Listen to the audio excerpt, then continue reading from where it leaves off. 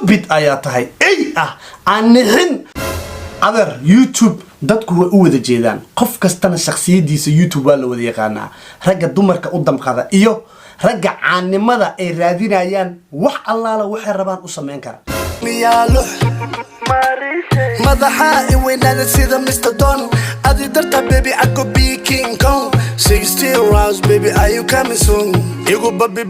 me not coming soon madaxa weynada sida Mr. Don adi darta baby I could be King Kong 16 rounds baby are you coming soon ninka 24 saac markuu hadlayo manaal sida u kala tagteen hal maalin magacaaga ma soo qaadin wariya one day ba soo qaadin fiidowga aniga hadda aad igu soo karbaastay afar mar baad manaal sheegaysaa mar baan bashakiyo waxaan isiri warninku ma manaal buu jawaabaya masadoon waa shaki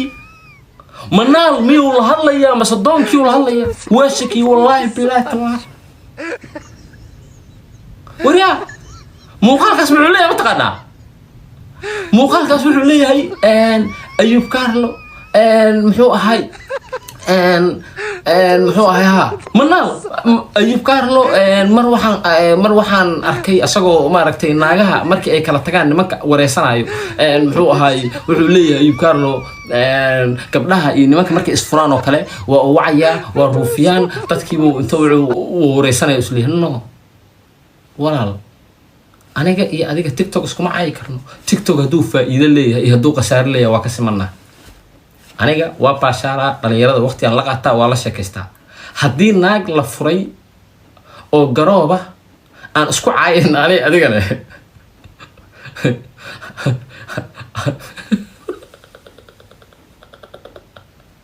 ma dhaha adigu waa la ooydaaba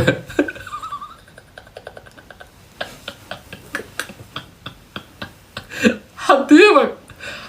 naag la soo furay macnaha life hadii la galo ee qalabta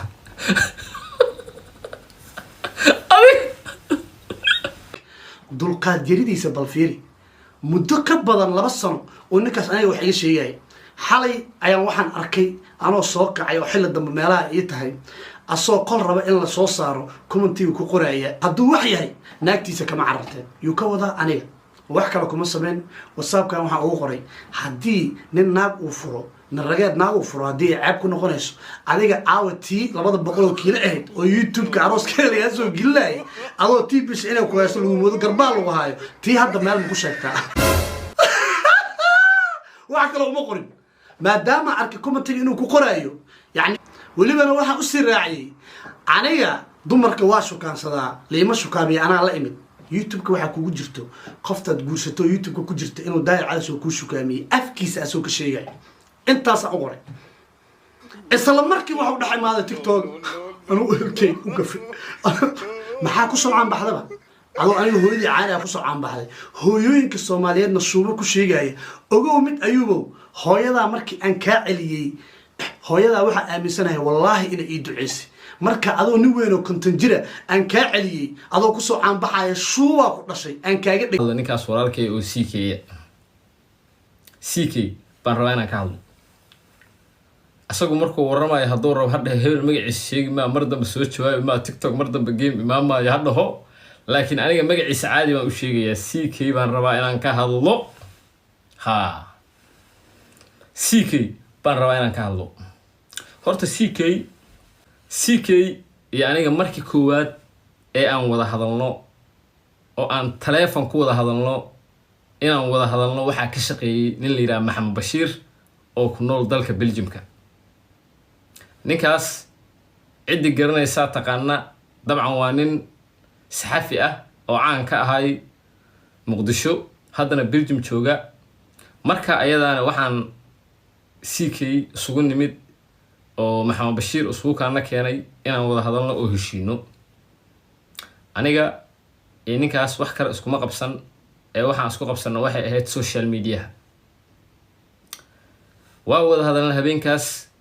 Maxamed Bashiir mar waa siidigay marna adeer aan u ahay wuxuu ugu yirno ninkan waa nin dhalinyaro ah oo walaalka ah Ayub Carlo adigana waa ku aqaanaa asagana waa aqaanaa uu yiri marka ninka ma ahan uu nin xamili kara karbaash ama dacayad ama fowdo ma fahanti waa nin emotional oo dabacsan marka waxaan ka rabaa uu yiri ayugow ee warkayga qaadato oo ninkaan adiga aad wada hadashaan oo aad maaragtay isma saamaxdaan waayaha eri sidii baan ku heshiinay markaas ayada kadib waxaa dhacday nin Wisby liya Wisby baa wuxuu soo qaaday heesta Wisby oo soo qaaday wuxuu ku karbaashaa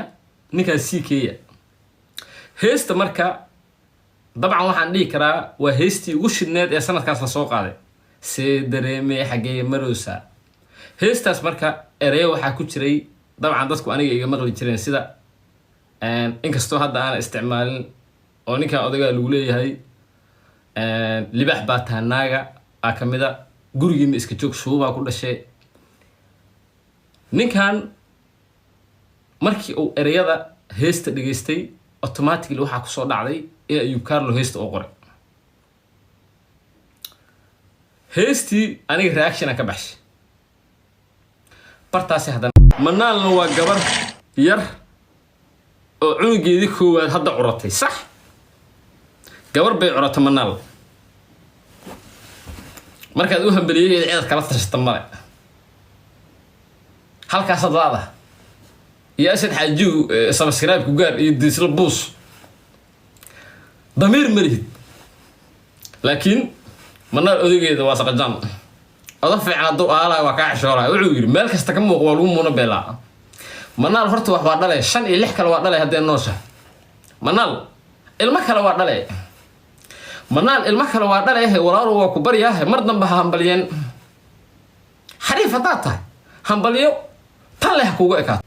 هذا ميقا داونيسو 10 كن يا ها 9 كن iyo 6 boqol sama 9 kun iyo 6 boqol daawaysa Ayub ayay soo qor bal waa aragteen waxa dhibay inay waxa dhibaysay inay waxa dhibaysay ark inay aniga waxa dhibayso intiinan hadda daawanaysa ii soo qora Ayub ayeeyo ii soo qora Ayub ayeeyo ii soo qora Ayub ayeeyo haday waxa dhibayso bal ii soo qora waxa dhibayso wax ay dhibayso bal mid kale CK wuxuu yiri Ayub Carlo waa dhaqan xun yahay